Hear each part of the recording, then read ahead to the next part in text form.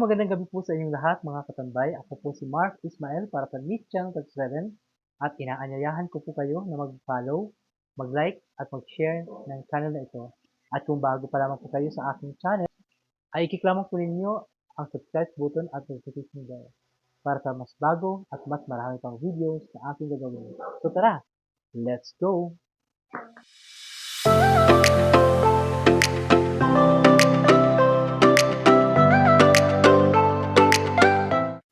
Click, camera on. Ito na si Mark Ismael. Good vibes all day, walang cancel.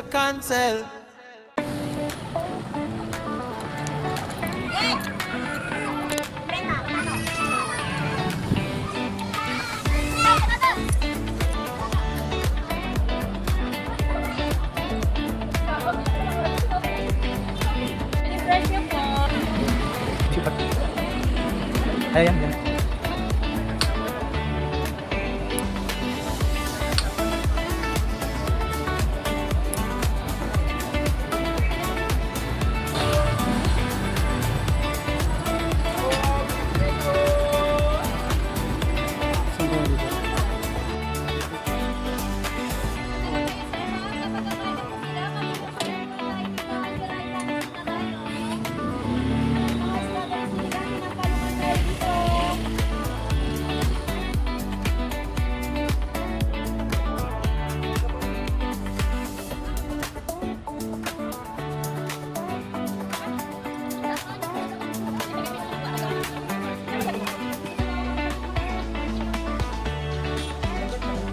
Maganda yung view dito.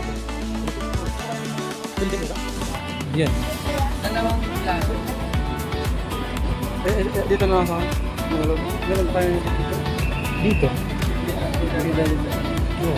Dito na sumasakay ng jeep. Papasok pa kasi tayo. May dumpling.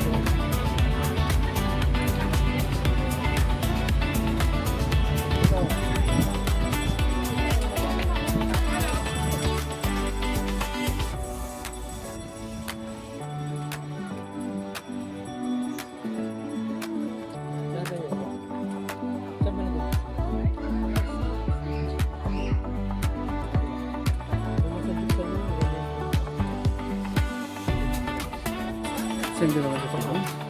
Mga joke ko.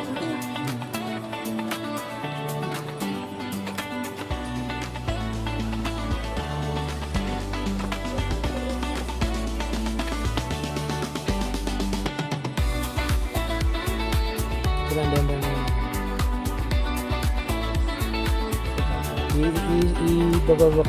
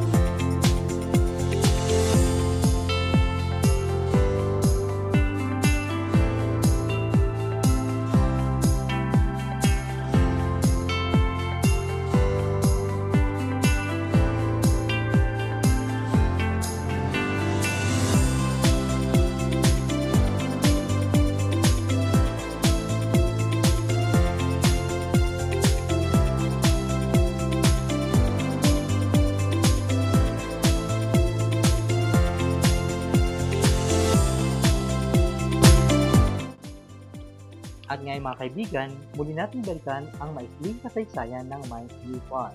Ang Mines Blue Far ay kilala sa napakagandang tanawin ng mga kabundukan ng Cordillera at mga dating minahan sa bayan ng Itogon. Dito nagmula ang pangalan ng sabing pasyalan o ang Mines Blue. Dahil sa mula rito, ang mga minahan ng ginto at tanso na naging mahalagang bahagi ng kasaysayan ng Benguet.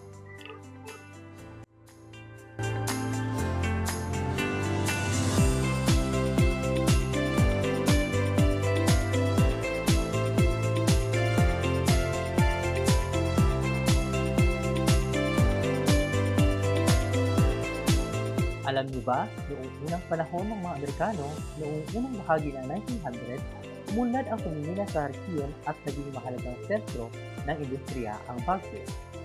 Ang nasabing pasyalan o ang Mines Blue Park ay ang nagsilbing lookout point kung saan makikita ang mga minahan, kabilang ang dating operasyon ng Benguet Corporation. Hanggang ngayon, nananatili itong isa sa mga pinakasikat na destinasyon ng mga turista sa Baguio City. At dito nagtatapos ang ating paglalakbay sa napakagandang Mines Blue Park ng Baguio City.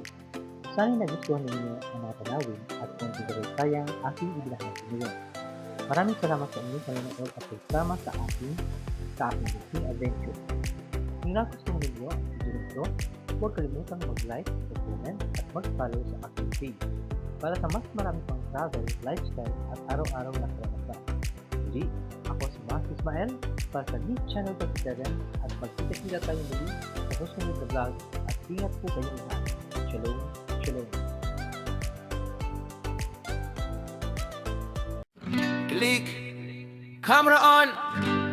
Ito na si Mark Ismael. Good vibes all day, walang cancel.